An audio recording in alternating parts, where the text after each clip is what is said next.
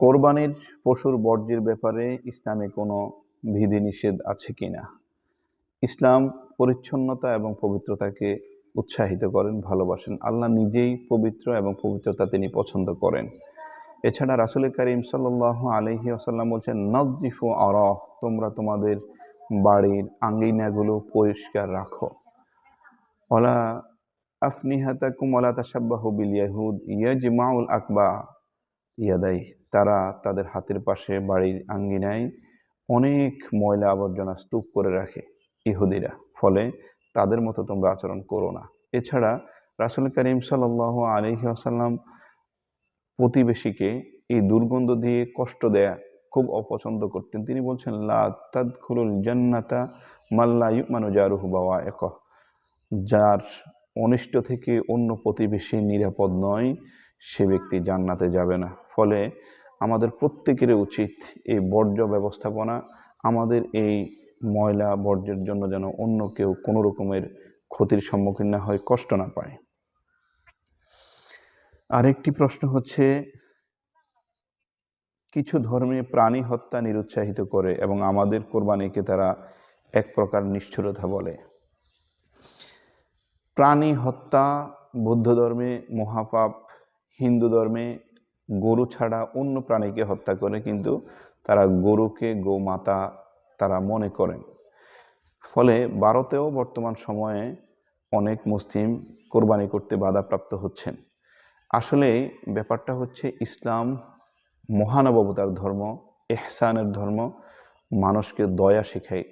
রাসূল করিম সাল্লাল্লাহু আলাইহি ওয়াসাল্লাম বলছেন, ইরহাম মান ফিল আরদ ইয়ারহামুকুম মান ফিস সামা, তোমরা জমিনে যারা আছে, যে প্রাণীগুলো আছে, তাদের প্রতি দয়া করো, আল্লাহ সুবহানাহু ওয়া তাআলা স্বয়ং আসমান থেকে তোমাদের উপর দয়া করবেন, রহম করবেন। এছাড়া রাসূল করিম সাল্লাল্লাহু আলাইহি ওয়াসাল্লাম মুসলিম শরীফের একটি হাদিসে বলছেন, তোমরা যখন পশুকে জবাই করে এবং কোনো কিছু হত্যা করো, সে সময় ইহসান করো। মুসলিম শরীফে বর্ণনা বললেন, রাসূলুল্লাহ সাল্লাল্লাহু আলাইহি ওয়াসাল্লাম, ইন্নাল্লাহা কাতাবা আলাইকুমুল ইহসান, আল্লাহ তাআলা তোমাদের উপর ইহসানকে ফরজ করে দিয়েছেন। ইজা কতালতুম ফাহসিনুল কিতলা, যখন তোমরা কোনো প্রাণীকে হত্যা করো তখন ইহসানের সাথে করো। ফাইজা জাবাহতুম ফাহসিনুজ জাবহা, যখন তোমরা জবাই করো তখন তার যেন কষ্ট না হয়, এমনভাবে জবাই করো। অন্য একটা হাদিসে, মুস্তাদরাকে হাকিমের একটি হাদিসে, রাসূল করিম সাল্লাল্লাহু আলাইহি ওয়াসাল্লাম বলছেন, একজন ব্যক্তি একটা ছাগলকে শুয়ে রেখে তার ছুরি ধার দিচ্ছেন। রাসূলুল্লাহ সাল্লাল্লাহু আলাইহি ওয়াসাল্লাম বলছেন, আতুরিদু আন তামুতা মাউতাতিন, তুমি কি এই ছাগলটিকে কয়েকবার মৃত্যুবরণ করাতে চাও? তুমি কেন এই ছাগলটিকে এর পূর্বে, শোয়ানোর পূর্বে কেন এটাকে ধার দিয়ে নিলে না? ফলে বোঝা যাচ্ছে, কখনোই ইসলাম দয়ার বাইরে যাচ্ছে না।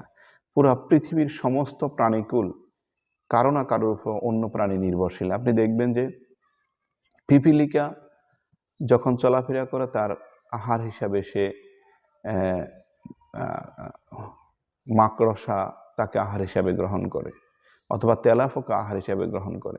আবার তেলাপোকাকে টিকটিকি খেয়ে ফেলে, টিকটিকিকে আবার ইঁদুর খেয়ে ফেলে, আবার ইঁদুরকে বিড়াল খেয়ে ফেলে। এটা একটা প্রাণীর চক্র। আল্লাহ তাআলা এভাবে সৃষ্টি করেছেন। নিশ্চয় আল্লাহ তাআলা আমাদের জন্য এই প্রাণীগুলো দিয়ে আমাদের উপকার করবেন, এজন্য এগুলো আমাদের জন্য হালাল করে দিয়েছেন। আল্লাহ তাআলা যেগুলোকে হালাল করেছেন, পৃথিবীর এমন অনেক মানুষ আছে সেগুলোকে হারাম মনে করে। এটা আল্লাহর পক্ষ থেকে আমাদের প্রতি একটা দয়া, এবং আমরাও এই পশুগুলোকে আমাদের অধীনস্থ করে দিয়েছেন, অনুগত্য করে দিয়েছেন। তিনি বললেন, ফাকুলু মিনহা ওয়া আতিমুল কানি ওয়াল মু'তার, আল্লাহ তাআলা বলছেন, এখান থেকে তোমরা খাও এবং গরিব দুঃখী মিসকিনদেরকে দান করো। সুতরাং এটা কোনো নিষ্ঠুরতা নয়, বরং পানির প্রতি ইহসান করে আল্লাহ তাআলার এক দয়ায় আমরা কোরবানিটা করছি। আরেকটি প্রশ্ন হচ্ছে, শিশুদের সামনে পশু জবাই করাতে কোনো বাধা আছে কিনা? না, আমরা ছোটবেলা থেকেই দেখি প্রায় সকলেই, শিশুরা এগুলোকে আনন্দ এবং উৎসাহের সাথে গ্রহণ করে, তারা এগুলোকে উপভোগ্য হিসেবে মুসলিম সমাজে গ্রহণ করে। যদি এমনটি হয়, কোনো বাচ্চা এমন বিষয় দেখে কষ্ট পায় অথবা ভয় পায় অথবা কান্না করে দেয়, তাদের কাছ থেকে অবশ্যই দূরে রাখা যেতে পারে। তবে সরাসরি তাদের সামনে জবাই করলে ইসলামে কোনো বিধিনিষেধ নেই। এক পশুর সামনে অন্য পশু জবাই করার হুকুম কি?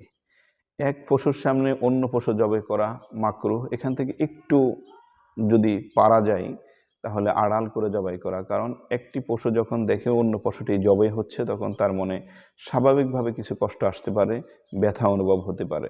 এজন্য চেষ্টা করা আড়ালে জবাই করা, আর যদি সেটা সম্ভব না হয় সামনে জবাই করাতে কোনো অসুবিধা নেই।